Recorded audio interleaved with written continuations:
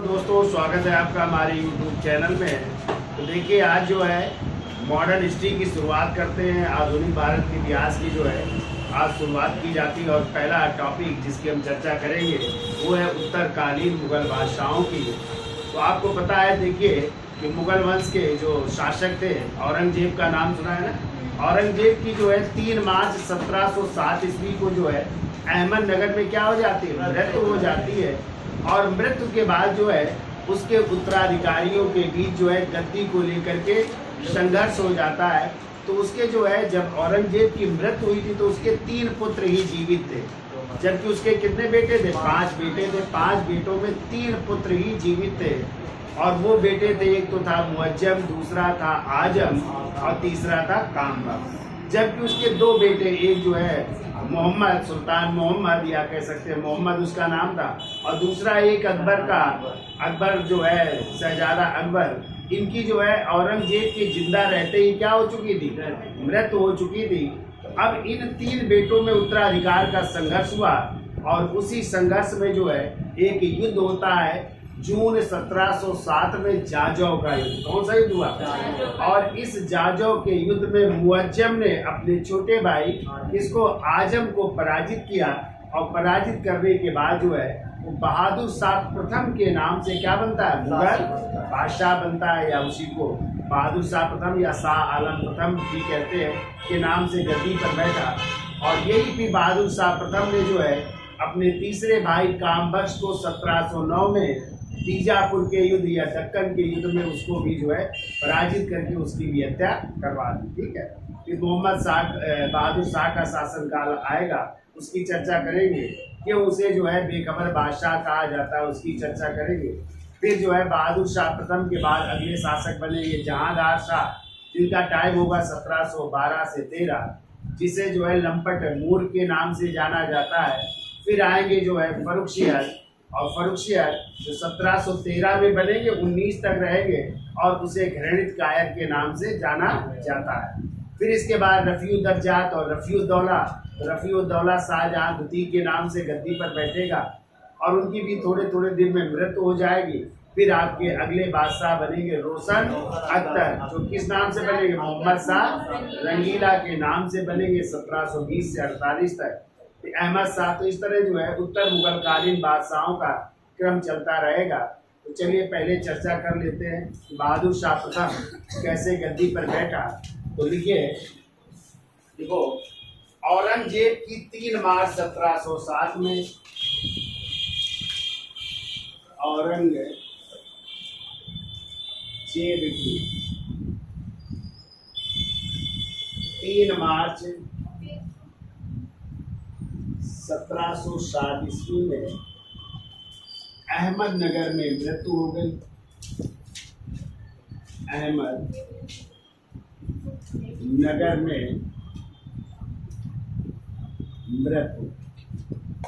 तो 3 मार्च 1707 को अहमदनगर में औरंगजेब की मृत्यु हो जाती है। ठीक है, फिर वो इसके बाद उसके पुत्रों, उसके इस समय 3 पुत्र जीवित हैं, जबकि पुत्र 5 थे। तो कौन कौन से जीवित हैं? एक तो है मुअज्जम, दूसरा है आजम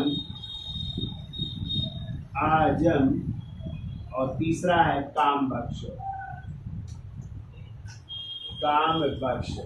तो ये 3 जीवित पुत्र थे, जबकि 2 पुत्रों की मृत्यु हो चुकी थी। और वो 2 पुत्र कौन कौन से थे? एक तो था मोहम्मद और एक औरंगजेब की नीतियों का विरोधी जिसका नाम था शहजादा अकबर। तो ये दोनों की जो है औरंगजेब के जिंदा रहते ही क्या हो चुकी थी? मृत्यु हो चुकी थी। और आप लोगों ने पढ़ा है कि शहजादा अकबर ने अपने पिता औरंगजेब से विद्रोह करके कहाँ आ गया था? दक्षिण भारत। और दक्षिण भारत में उस समय जो है नाम सुना है शिवाजी के बेटे शाहजी।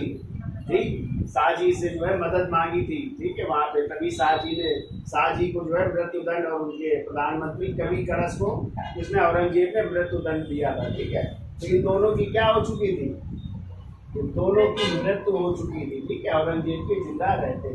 अब देखिए उस समय जो है मुअज्जम कहाँ का सूबेदार था? तो मुअज्जम जो है पेशावर, ये पेशावर या जमरूद का सूबेदार था, लिख लीजिए, पेशावर व जमरूद का सूबेदार, जमरूद का सूबेदार था। जबकि यदि आजम की बात की जाए तो ये गुजरात का सूबेदार था, तो लिख लो आजम गुजरात का सूबेदार, ये गुजरात का सूबेदार, गुजरात का सूबेदार। और जो काम बख्श था ये साउथ यानी दक्षिण भारत का सूबेदार था उस समय, दक्षिण भारत का सूबेदार।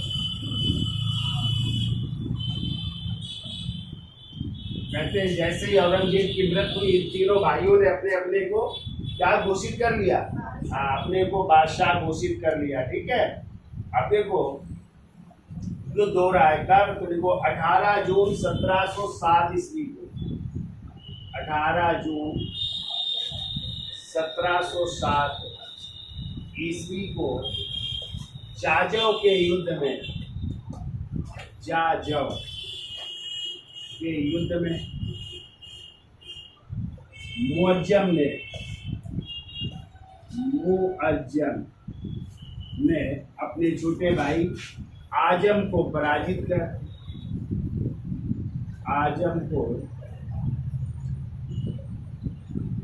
पराजित कर उसकी हत्या कर दी गई। और यही जो है मुअज्जम किस नाम से गद्दी पर बैठेगा, तो बहादुर शाह प्रथम के नाम से। चलिए हम बोल देते हैं, तो देखिए जून 18 जून 1707 ईस्वी में जाजव के युद्ध में, और ये जाजव का युद्ध आगरा के पास है। ठीक है, स्थान था आगरा के पास। देखो जाजव के युद्ध में मुअज्जम ने आजम को परास्त कर, मुअज्जम ने आजम को परास्त कर मुगल सिंहासन पर अधिकार कर लिया, मुगल सिंहासन पर अधिकार कर लिया। और बहादुर शाह प्रथम की उपाधि धारण कर, और बहादुर शाह प्रथम की उपाधि धारण कर दिल्ली के सिंहासन पर बैठा।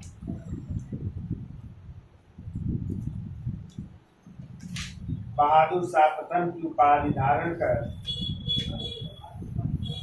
दिल्ली के सिंहासन पर बैठा। और कहते हैं इस युद्ध में कौन मारा गया, आजम आए, और उसके दो पुत्र भी मारे गए थे। इस युद्ध में आजम और उसके दो पुत्र भी मारे गए, दो पुत्र भी मारे गए। एक का नाम था बेदार भट्ट और एक का नाम था वजाह हक करके नाम था, तो ये दो मारे गए थे। ठीक है, तो दो ना लिखो, बस ये लिख लो उसके दो पुत्र मारे गए। ठीक है,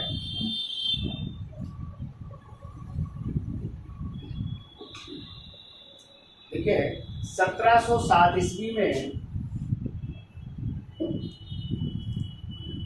मुगल साम्राज्य में 21 प्रांत थे।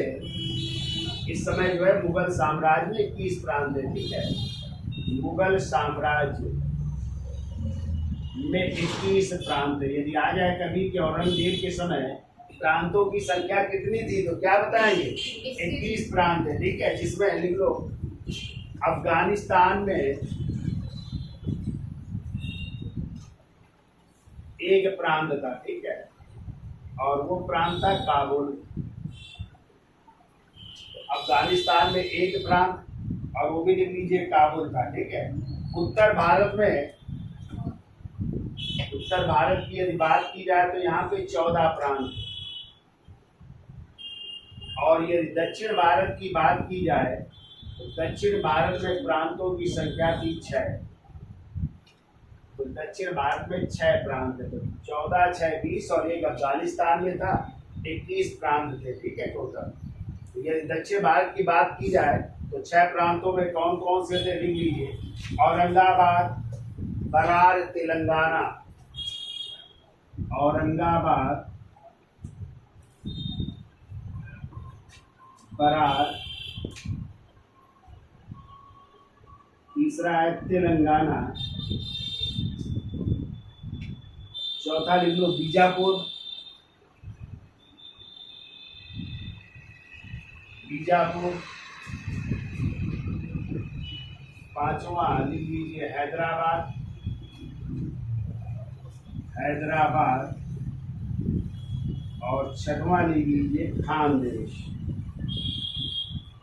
खानदेश।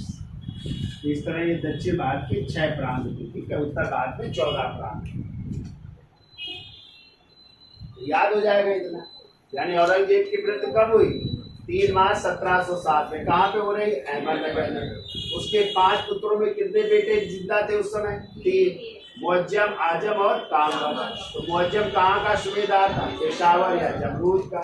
आजम गुजरात का और कामबख्श दक्षिण भारत का सूबेदार था। जबकि उसके जिंदा रहते ही उसके 2 पुत्रों की मृत्यु हो चुकी थी। कौन कौन? मोहम्मद की और शहजादा अकबर। अब जो है इन भाइयों में उत्तराधिकार का संघर्ष हुआ, तो एक युद्ध हो रहा है 18 जून 1707 ईस्वी में। कौन सा युद्ध? जाजौ का युद्ध। और जाजौ पड़ता है आगरा के पास। और इसी में मुअज्जम ने अपने छोटे भाई किसको? आजम को पराजित किया, उसकी हत्या भी हो गई। और इसी युद्ध में जो है उसके 2 पुत्र भी मारे गए थे। और यही मुअज्जम किस नाम से गद्दी पर बैठेगा? बहादुर शाह प्रथम के नाम से सिंहासन पर बैठेगा। और कहते हैं उस समय मुगल साम्राज्य में 21 प्रांत थे, जिसमें एक अफगानिस्तान में था, 14 उत्तर भारत में और दक्षिण भारत में 6 प्रांत। ठीक है। देखिए एक पॉइंट और लिख दो। 1959 में सतीश चंद्र की पुस्तक, 1959 में एक इतिहासकार है सतीश चंद्र, देखो सतीश चंद्र की पुस्तक पार्टीज, देखो सतीश चंद्र की पुस्तक parties and politics at the Mughal court and politics at the Mughal court,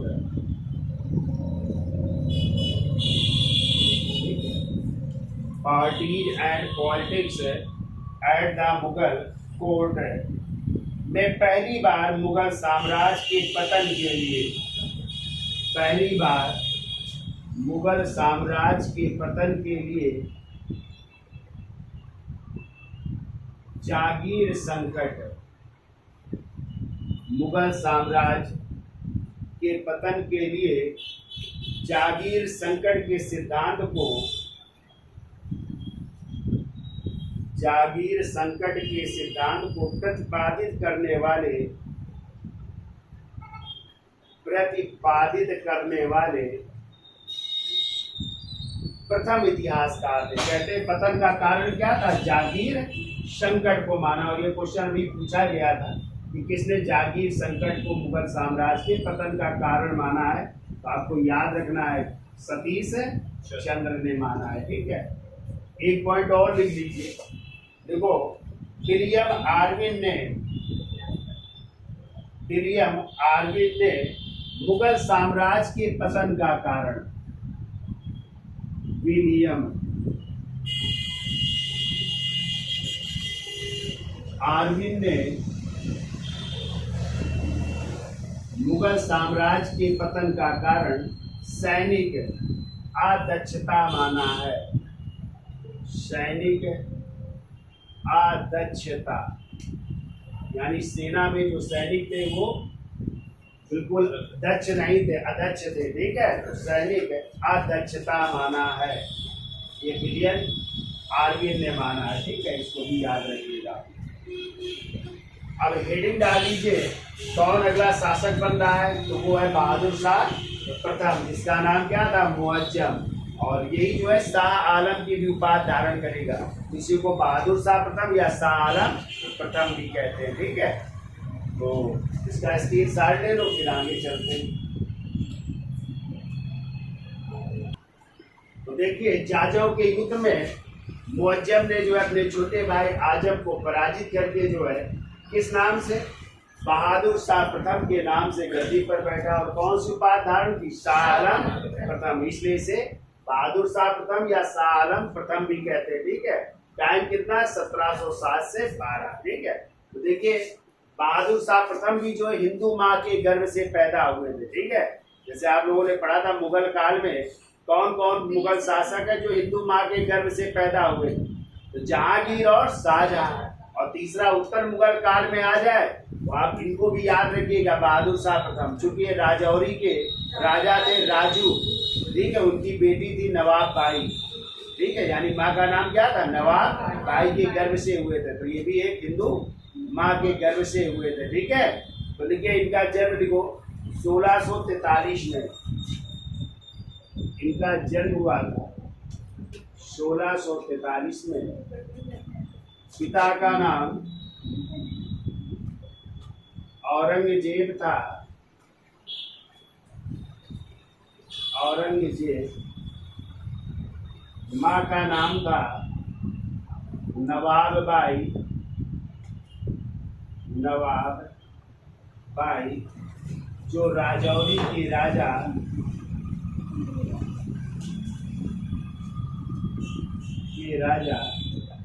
Raju की पुत्री थी, राजू की।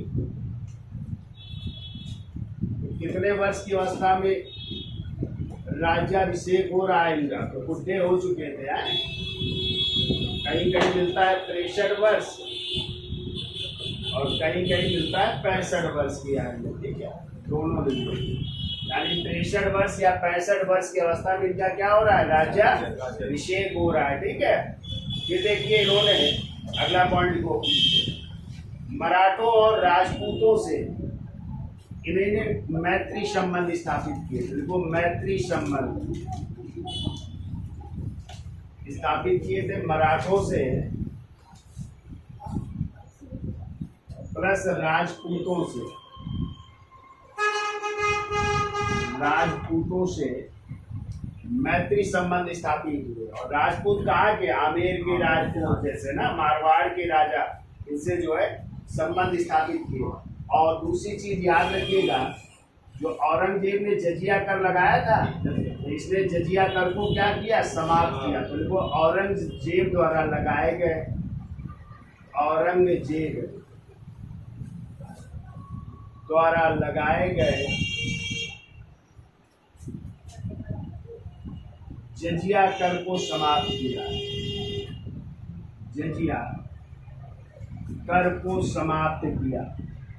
यदि आ जाए सबसे पहले जजिया कर किसने लगाया था, पता है क्यों भाई, मोहम्मद बिन कासिम ने। कहाँ पे लगाया, सिंध के राजा लाए, सिंध वासियों पर लगाया था। ठीक है, इसने औरंगजेब द्वारा लगाए गए जजिया कर को समाप्त किया। ठीक है, और औरंगजेब ने कब जजिया कर लगाया था, डेट याद है, 1679 में, 1679 में जजिया कर लगाया था। ठीक है, तो इसने क्या कर दिया, समाप्त कर दिया। अब लिखो अगला पॉइंट, बहादुर शाह प्रथम ने, बहादुर शाह प्रथम ने, तो आपको पता है इनका भी एक भाई था, कौन, कामबख्श। तो कामबख्श को 1709 में किस युद्ध में, बीजापुर के युद्ध में या दक्कन के युद्ध में पराजित कर रहे हैं। ठीक है, तो देखो बहादुर शाह प्रथम ने 13 जनवरी 1709 ईस्वी को, 13 जनवरी 1709 ईस्वी को बीजापुर के युद्ध, या इसी को हैदराबाद का भी युद्ध कहते हैं, या इसी को दक्कन का युद्ध भी कहते हैं, दक्कन के युद्ध में, तीनों नाम लिखो। लिखो बीजापुर का युद्ध, हैदराबाद का युद्ध या दक्कन के युद्ध में अपने भाई कामबख्श को पराजित कर उसकी हत्या कर दी। अपने भाई कामबख्श को पराजित कर, कामबख्श को पराजित कर उसकी हत्या कर दी। यानी अब कोई भी इसका प्रतिद्वंदी भाई नहीं बचा, ठीक है, सभी भाई जो है मर चुके हैं। तो ये याद रखिएगा, कौन सा युद्ध है? दक्कन का युद्ध या हैदराबाद का युद्ध है, ठीक है। अगला पॉइंट को देखो, बहादुर शाह प्रथम ने जाट नेता, और उस समय जाट नेता थे जो भरतपुर के थे, जिनका नाम था, क्या नाम था? सूरजमल, चूड़ामन एवं बदन सिंह। तो देखो, जाट नेता चूड़ामन एवं बदन सिंह से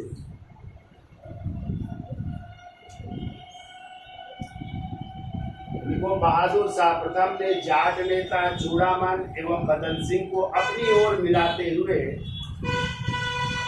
बदन सिंह को अपनी ओर मिलाते हुए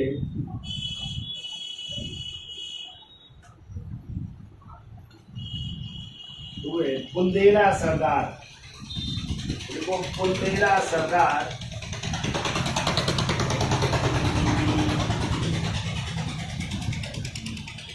और उस समय बुंदेला सरदार थे जिनका नाम था छत्रसाल है। तो देखो, बुंदेला सरदार छत्रसाल से मित्रता स्थापित, छत्रसाल से मित्रता स्थापित की।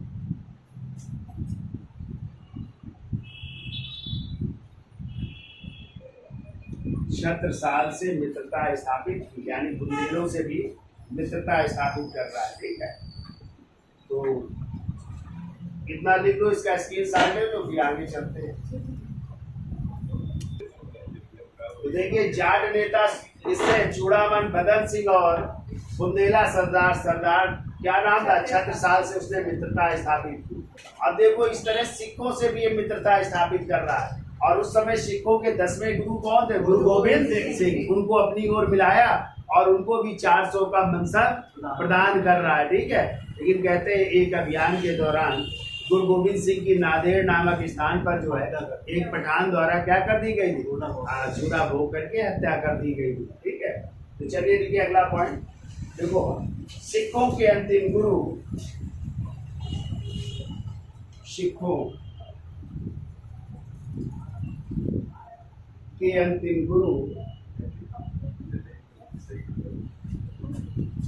अंतिम गुरु गुरु गोविंद सिंह को अपनी ओर मिलाते हुए गुरु गोविंद सिंह को अपनी ओर मिलाते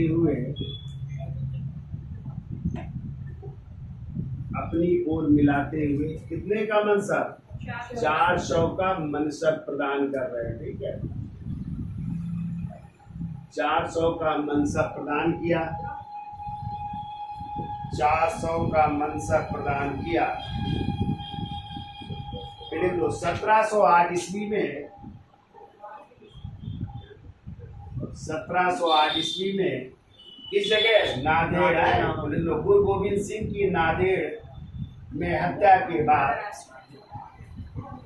गुरु गोविंद सिंह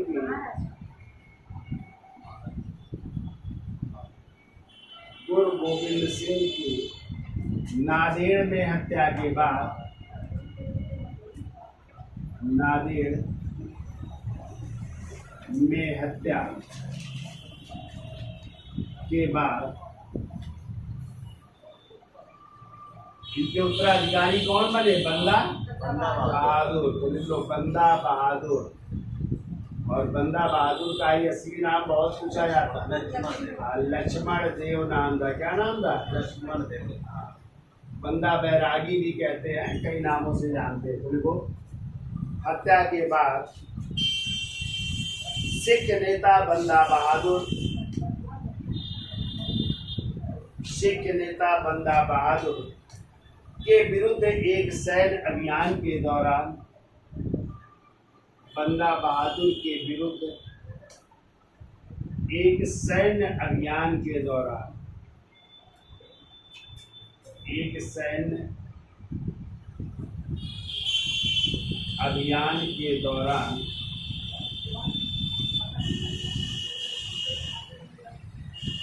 27 फरवरी 1712 ईस्वी में, 27 फरवरी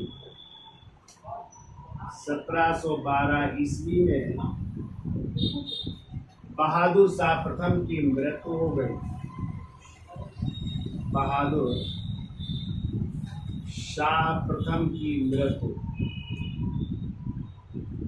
तो इस तरह 1707 से 12 तक इसका टाइम रहता है और इसकी मृत्यु हो जाती है 1712 ईस्वी में। ठीक है।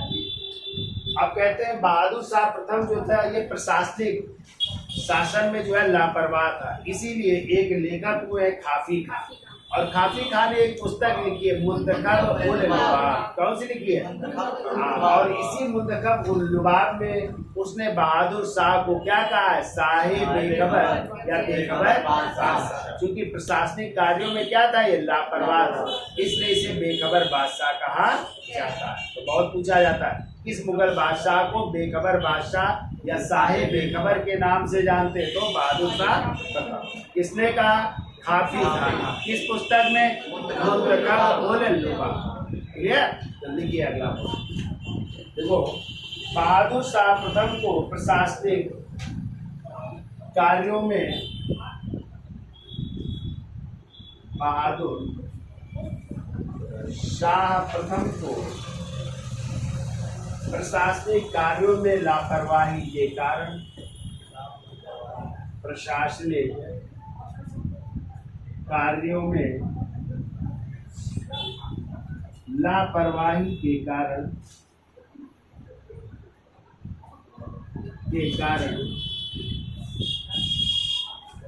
काफी खान ने अपनी पुस्तक, काफी खान ने अपनी पुस्तक मुंतखब उल लुबाब में, मुंतखब उल लुबाब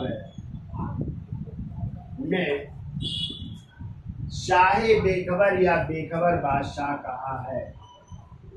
शाहे बेखबर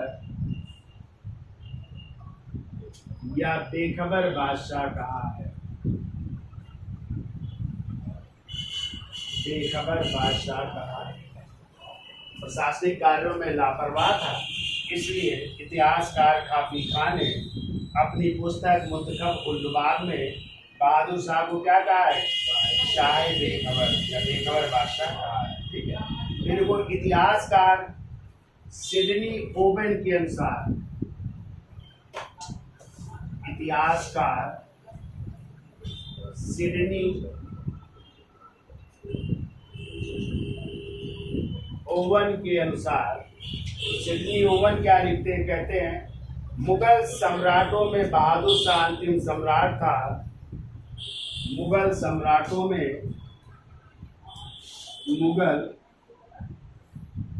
सम्राटों में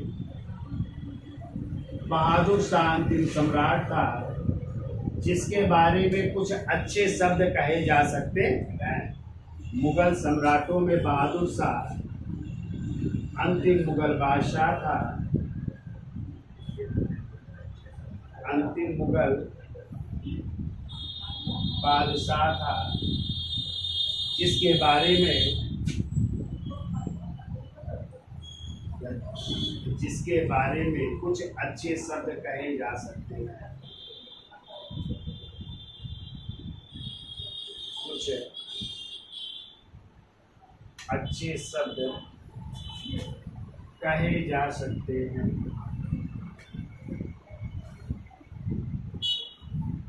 ठीक है। तो ये सिडनी ओवन ने लिखा है, इतिहासकार किसने?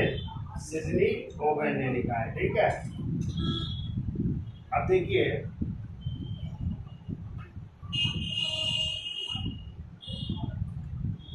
देखो अगला पॉइंट को, यह एकमात्र मुगल सम्राट था जिसने अपने नाम के पहले, इसने अपने नाम के पहले सैयद शब्द लगाया था। सैयद शब्द भी इसने लगाया था। ठीक है। सैयद शब्द लगाया। ठीक है। और इसी समय आपको पता है मराठा छत्रपति साहू जी भी क्या हो गए थे, आजाद हुए थे, जो मुगलों की कैद में नहीं थे, हाँ उनको भी आजाद किया गया। तो जब हम मराठा पढ़ाएंगे तो वहां पे चर्चा करेंगे, ठीक है। अब अगला पॉइंट देखो, बहादुर शाह के दरबार में 1711 ईस्वी में 1711 ईस्वी में एक डच प्रतिनिधि मंडल, एक डच प्रतिनिधि मंडल, डच प्रतिनिधि मंडल आ रहा है किसके नेतृत्व में, तो देखो जोशुआ केटलर के नेतृत्व में, जोशुआ केटलर के नेतृत्व में आया। डच का मतलब जानते हो, डच का मतलब हॉलैंड के लोग, ठीक है, ये लोग आ रहे हैं, ठीक है, शिष्टमंडल आ रहा है। देखो इस शिष्टमंडल का दरबार में जोरदार स्वागत किया गया, जोरदार स्वागत किया गया, जिसमें एक पुर्तगाली महिला जूलियान की महत्वपूर्ण भूमिका थी। जूलियान, जोरदार स्वागत किया गया था। देखो इस शिष्टमंडल का दरबार में जोरदार स्वागत किया गया, और इस स्वागत में एक पुर्तगाली महिला जूलियान की महत्वपूर्ण भूमिका थी। जूलियान की महत्वपूर्ण भूमिका थी, जिसे बीबी या विधवा जैसी उपाधियां प्राप्त थी, विधवा जैसी उपाधियां प्राप्त थी, जैसी उपाधियां प्राप्त थी। तो इस महिला का बहुत बड़ा रोल था इस स्वागत करने में, जो आया था किसके नेतृत्व में, जोशुआ केटलर के नेतृत्व में आया था, ठीक है, केटलर कर लो के नेतृत्व में आया था।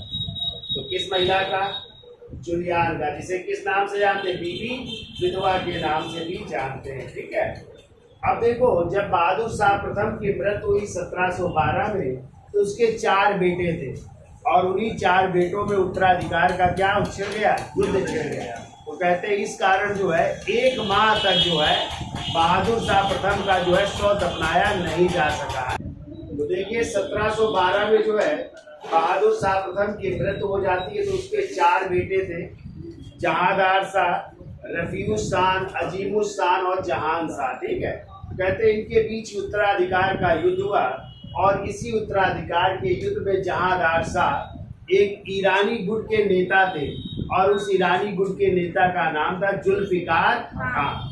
उनकी मदद से जो है अपने भाइयों को पराजित करके इस मुगल सिंहासन पर बैठता है। और कहते हैं इसी संघर्ष के कारण जो है बहादुर शाह जो प्रथम का शव था 1 माह तक दफनाया नहीं जा सका, क्योंकि उत्तराधिकार का युद्ध छिड़ गया था, सब लोग गद्दी पाने का प्रयास कर रहे थे, इस कारण 1 माह तक जो है दफनाया नहीं जा सका। जहांदार शाह ने जो है जब ईरानी गुट के नेता जुल्फिकार खान की मदद से गद्दी पर बैठा, तो उसको कौन सा पद दिया, वजीर का पद। कौन सा पद है, और उनके पिता जो थे असद खान, यानी जुल्फिकार के पिता थे असद खान, उनको वकील का पद प्रदान किया। कौन सा पद, वकील का पद प्रदान किया। और कहते हैं इसने भी अपने पूर्ववर्ती शासकों के मित्रता का अनुकरण का पालन किया। तो इसने भी जो है आमेर के राजा उस समय थे जय सिंह, तो जय सिंह को उपाधि दी थी मिर्जा राजा की। कौन सी उपाधि दी, मिर्जा राजा की उपाधि दी, प्लस मारवाड़ की सूबेदारी दी। इसके अलावा जो है उसने मारवाड़ के राजा जिनका नाम था अजीत सिंह, तो उनको महाराजा की उपाधि दी, और गुजरात की क्या दी, सूबेदारी भी प्रदान की थी, ठीक है।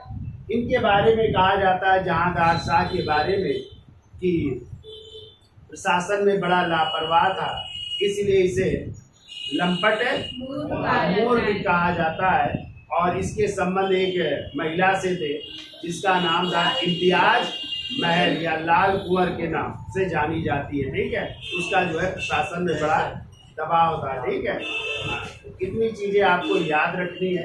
और फिर इसके बाद जो है अगला बादशाह कौन बनेगा? फर्रुखशियर बनेगा। किसकी सहायता से?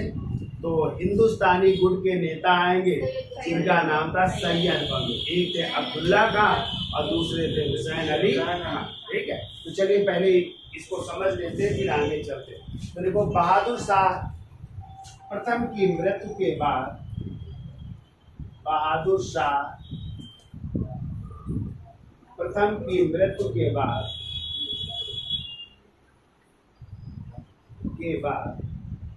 उसके 4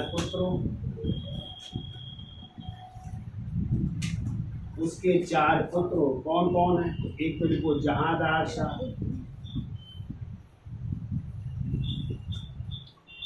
दूसरा लिख लो जहान शाह,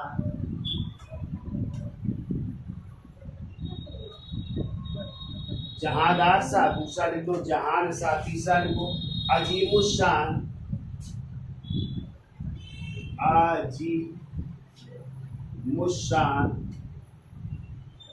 और चौथा लिख लो रफीउशाह।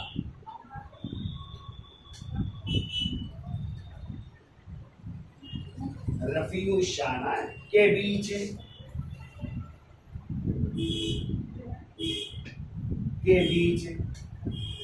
साम्राज्य के विभाजन के लिए या उत्तराधिकार के लिए संघर्ष हुआ। ऐसा कर लो, उत्तराधिकार के लिए संघर्ष, उत्तराधिकार के लिए संघर्ष हुआ।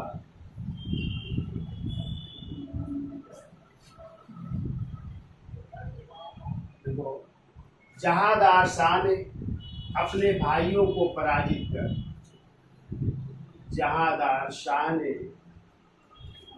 अपने भाइयों को पराजित कर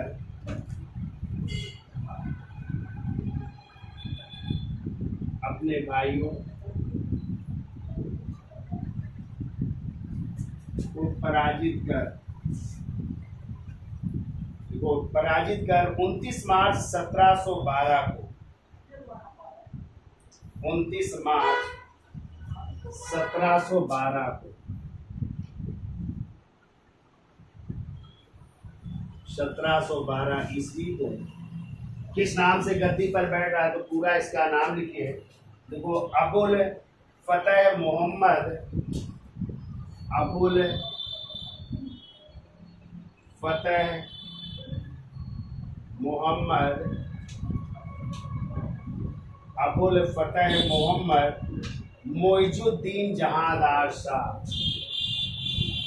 मोइजुद्दीन जहांदार शाह के नाम से,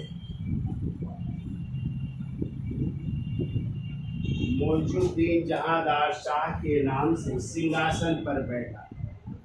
इस नाम से सिंहासन पर बैठ रहा है, सिंहासन पर बैठा। तो ये भी नाम पूरा याद रखिएगा, अबुल फतेह मोहम्मद मोइजुद्दीन जहांदार शाह। ठीक है, अगला पॉइंट देखो, इस संघर्ष के कारण, इस संघर्ष के कारण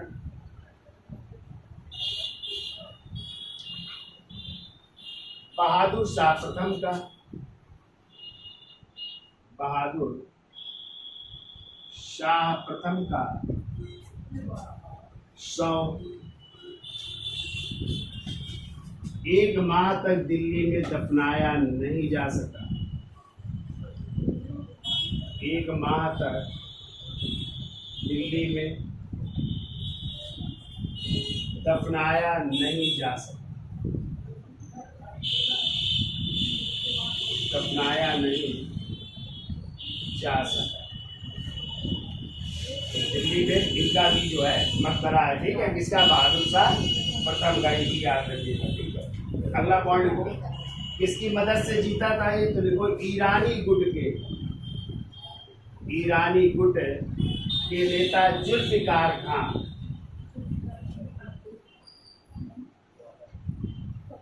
ईरानी गुट के नेता जुल्फिकार खान की सहायता से जुल्फिकार खान की सहायता से जहांदार शाह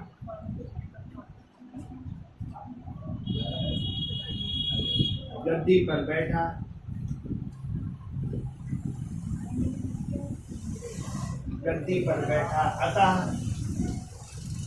अतः जुल्फिकार खान को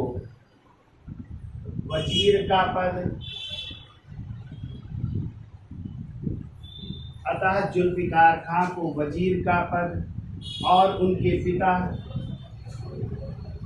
असद खान को वकील का पद प्रदान किया और उनके पिता असद खान को वकील का पद प्रदान किया।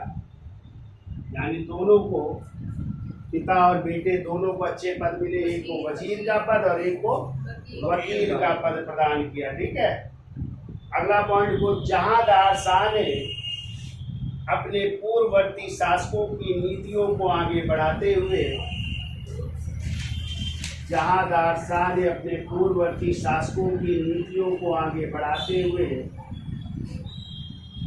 राजपूत शासक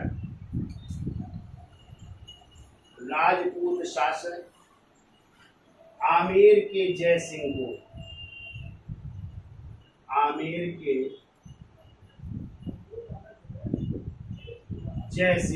कौन सी उपाधि दी? मिर्जा राजा की उपाधि। और कहाँ की सूबेदारी? मालवा किया है। उनको मिर्जा राजा की उपाधि देते हुए,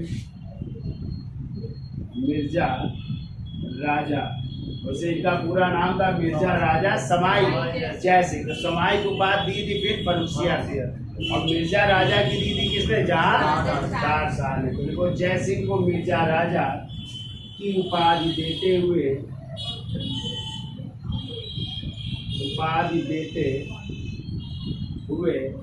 मालवा की सूबेदारी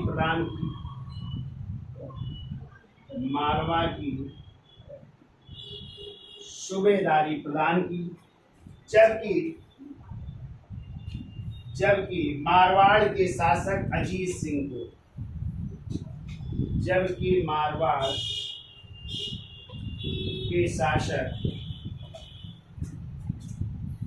अजीत सिंह को कौन सी उपाधि? महाराजा है। उनको महाराजा की उपाधि देते हुए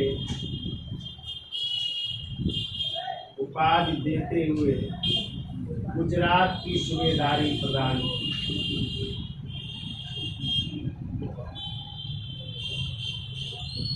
गुजरात की सूबेदारी प्रदान की जा रही, किसको? अजीत सिंह को है। गुजरात की सूबेदारी या गुजरात की जागीर प्रदान की। इतना याद हो जाएगा। तो कितने बेटे थे बहादुर शाह के? 4। कौन कौन थे? जहांदार शाह, जहान शाह, अजीमुद्दीन और इनके बीच उत्तराधिकार का संघर्ष हुआ और इसी संघर्ष में जहांदार शाह ने अपने भाइयों को पराजित किया। और कब गद्दी पर बैठ रहा है? 29 मार्च 1712 को। किस नाम से? अबुल फतेह मोहम्मद मौजूद्दीन जहांदार शाह के नाम से गद्दी पर बैठा। और इसी कारण कहते हैं बहादुर शाह प्रथम का जो है 101 माह तक दिल्ली में दफनाया नहीं जा सका। तो कहते हैं उसने अपने पूर्ववर्ती शासकों की नीतियों को आगे बढ़ाया। जैसे उन शासकों ने मैत्री संबंध स्थापित किए, इसने भी किए। और इसने क्या किया? पहले तो अच्छा ये देख लेते हैं, ईरानी गुट के नेता जो थे जुल्फिकार, इन्हीं की मदद से वो जीता भी था। इस कारण उसने जो है जुल्फिकार खान को कौन सा पद दिया? वजीर का। पिता असद खान को वकील का। और फिर उसने जो है राजपूत शासक थे आमेर के राजा जय सिंह को कौन सी पद? मिर्जा राजा के। और कहाँ की सूबेदारी? मारवाड़ की। और मारवाड़ के शासक अजीत सिंह को कौन सी पद? महाराजा की। और कौन सी जागीर? गुजरात की सूबेदारी या जागीर प्रदान। तो इसका स्क्रीनशॉट ले लो, आगे चलते हैं।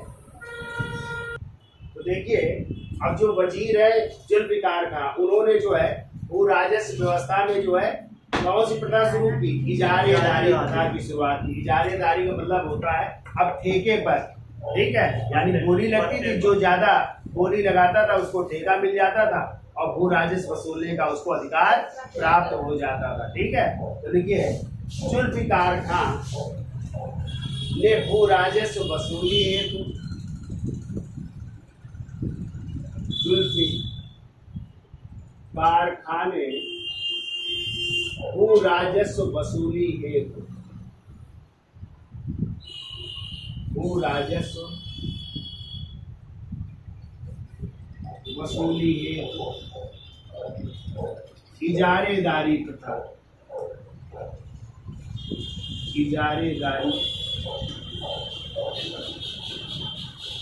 की शुरुआत की।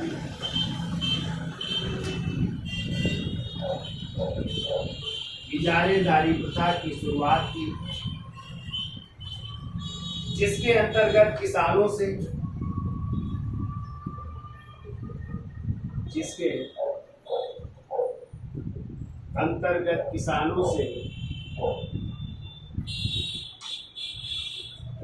किसानों से लगान ठेके पर वसूलने के लिए, किसानों से लगान ठेके पर वसूलने के लिए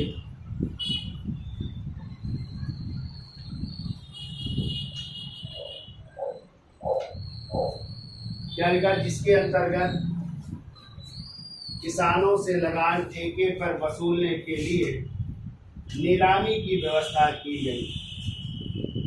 नीलामी की व्यवस्था की गई। तो जो ज्यादा बोली लगाता था उसी को जो है ठेका दे दिया जाता था और वो फिर किसानों से क्या भू राजस्व वसूलते थे, ठीक है। अब देखो ईरानी गुट के विरुद्ध एक और नया गुट सक्रिय हो रहा है। देखो ईरानी गुट के विरुद्ध हिंदुस्तानी गुट, कौन सा गुट? हिंदुस्तानी गुट सक्रिय हुआ। हिंदुस्तानी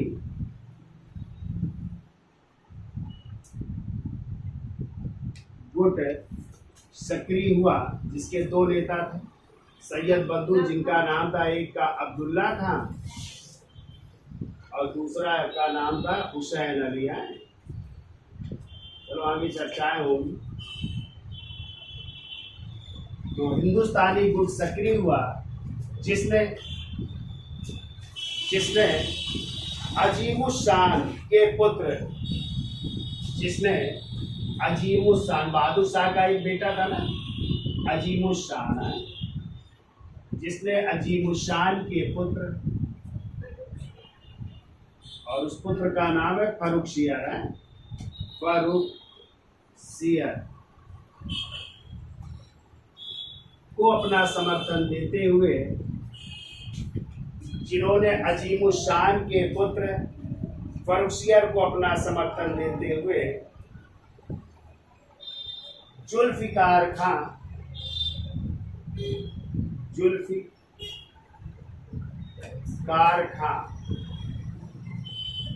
व जहांदार शाह को, जुल्फिकार खां व जहांदार शाह को 10 फरवरी 1713 को 10 फरवरी 1713 को आगरा के युद्ध में, आगरा के युद्ध में 10 फरवरी 1713 को आगरा के युद्ध में पराजित कर उसकी हत्या कर, पराजित कर उसकी हत्या कर दी, उसकी हत्या कर दी। तो इस तरह जहांदार शाह का शासनकाल कितना? 1 वर्ष का ही रहा, ठीक है। अगला पॉइंट लिख लो, जहांदार शाह को नाम से जानते हैं? लंपट मोर। ये कई बार आया है, याद रखिएगा। जहादार शाह को लंपट मूर्ख के नाम से जाना जाता है या लंपट मूर्ख कहा जाता है। जहादार शाह को लंपट मूर्ख कहा जाता है। फिर लिख लो अगला पॉइंट। देखो, अत्यधिक भ्रष्ट एवं अनैतिक आचरण वाले, अत्यधिक भ्रष्ट भी था एवं अनैतिक आचरण वाले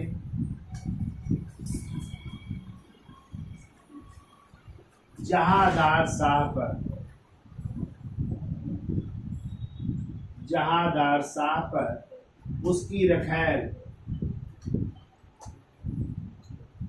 और रखैल का क्या नाम था?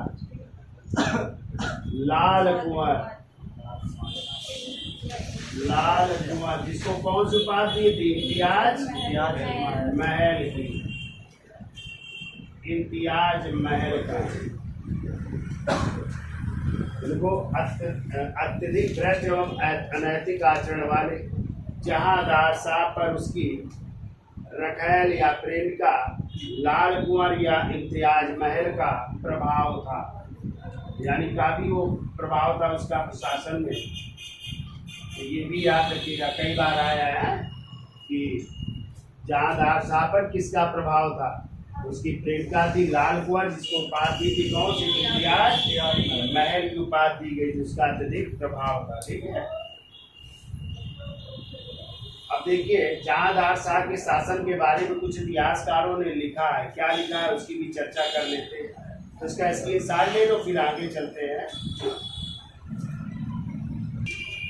तो देखिए, अगला पॉइंट है इतिहासकार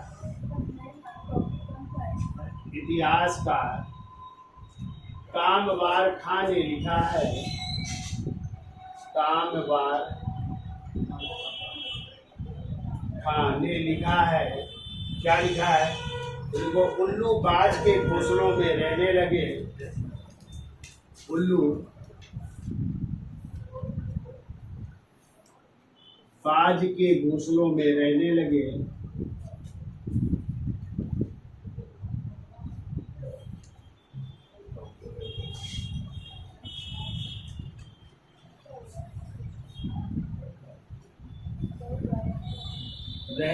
और कौवों ने बुलबुल का स्थान ले लिया। और कौवों ने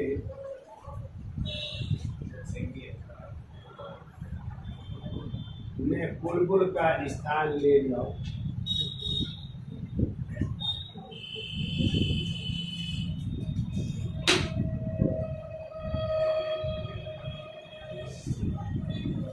कौवों ने किसका स्थान ले लिया? बुलबुल का स्थान लिया। ये लिख रहे हैं कौन? कामवार खां। ठीक है। तो हमने आपको बताया था जजिया कर जो औरंगजेब ने लगाया था, इसका पहला प्रयास किसने किया था? बहादुर शाह प्रथम ने। और कहते हैं इसके बाद जो है जहांदार शाह ने भी प्रयास किया था, लेकिन अंतिम रूप से आ जाए जजिया कर समाप्त करने वाला कौन था? तो आप क्या बताएंगे? मोहम्मद शाह रंगीला बताएंगे। ठीक है। एक और कोटेशन लिख लो। देखिए, काफी खां ने कहा है या काफी खां ने लिखा है। काफी खां का नाम सुना है? आज इनकी पुस्तक की मुंतखबुल लुगात। तो देखो, काफी खां ने लिखा है, नया शासनकाल चारणों, नया शासनकाल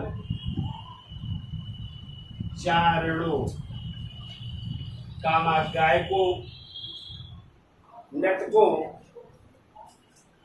गायकों,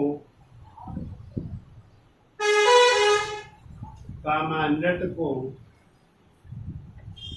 देखो, नया शासनकाल चारणों, कामा गायकों, कामा नर्तकों एवं नाट्य कर्मियों के समस्त वर्गों के लिए, नाट्य कर्मियों के, नाट्य कर्मियों के समस्त वर्गों के लिए, के समस्त वर्गों के लिए बहुत अनुकूल युग था, बहुत अनुकूल युग था।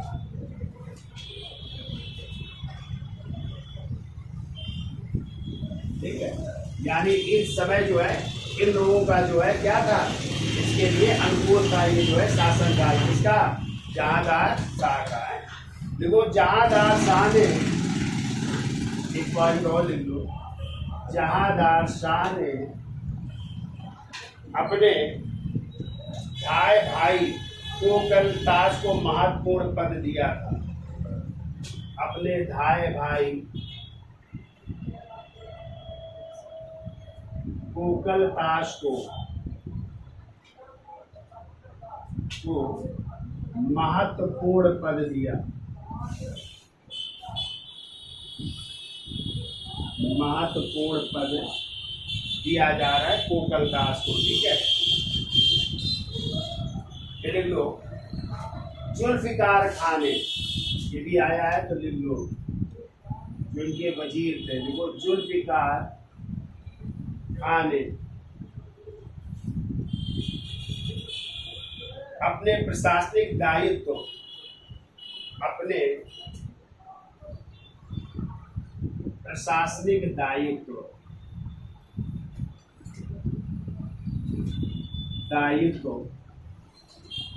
अपने नजदीकी व्यक्ति,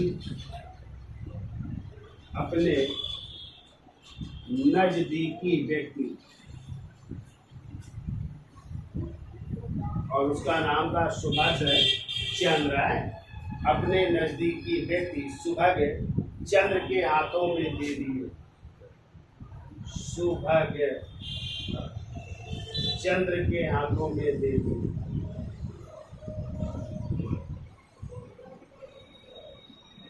के हाथों में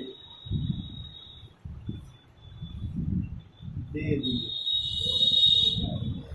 ठीक है, इतनी चीजें आपको याद रखनी है जहांदार शाह के बारे में। ठीक है, अब देखो सैयद बंधु आ रहे हैं, और सैयद बंधु कौन, दो भाई थे, अब्दुल्ला खां और हुसैन अली खां, जो किस गुट के नेता थे, हिंदुस्तानी गुट के नेता थे। ठीक है, और इन्हीं की मदद से इन्होंने समर्थन किया किसको, और ये समर्थन कर रहे हैं, एक आप लोगों ने नाम सुना था अजीमुस्सान, जो किसका बेटा था, बहादुर शाह प्रथम का। तो बहादुर शाह प्रथम के बेटे अजीमुस्सान, और अजीमुस्सान का बेटा था फर्रुखसियर, तो उसका समर्थन किया। और इसके पीछे कारण था, कहते जब अजीमुस्सान जो है शहजादा था, तो उसने जो है अब्दुल्ला खां या हुसैन अली खां को जो है बिहार का क्या बनाया था, सूबेदार बनाया था। तो एहसान थे, और इसी एहसान का बदला इन लोगों ने जो है चुकाया भी, और उनके बेटे किसको, फर्रुखसियर को जो है गद्दी प्रदान करने में बहुत बड़ा उनका हाथ था। और इन्हीं सैयद बंधुओं को किस नाम से जानते हैं, किंग मेकर, यानी राजा बनाने वाला कहा जाता है, या नृप निर्माता कहा जाता है। इन्होंने कई जो है मुगल बादशाहों को गद्दी पे बैठाया और हटाने का कार्य किया, जैसे फर्रुखसियर को, फिर रफ़ीउद्दर्जा, फिर रफ़ीउद्दौला, फिर इसके बाद जो है लेकुसियर, मोहम्मद इब्राहिम, और फिर मोहम्मद शाह रंगीला को गद्दी पर बैठाने का कार्य किया था। और फिर मोहम्मद जो रंगीला बनेगा बादशाह, उसी के समय इन सैयद बंधुओं का खात्मा भी होगा, तो उसकी भी हम चर्चा करेंगे। ठीक है, तो आज के लिए इतना रखते हैं, तो इसको आप लोग पढ़ के आएंगे, बहादुर शाह प्रथम और जहांदार शाह। कल नेक्स्ट टर्म में चर्चा करेंगे फर्रुखसियर की। ठीक है, धन्यवाद।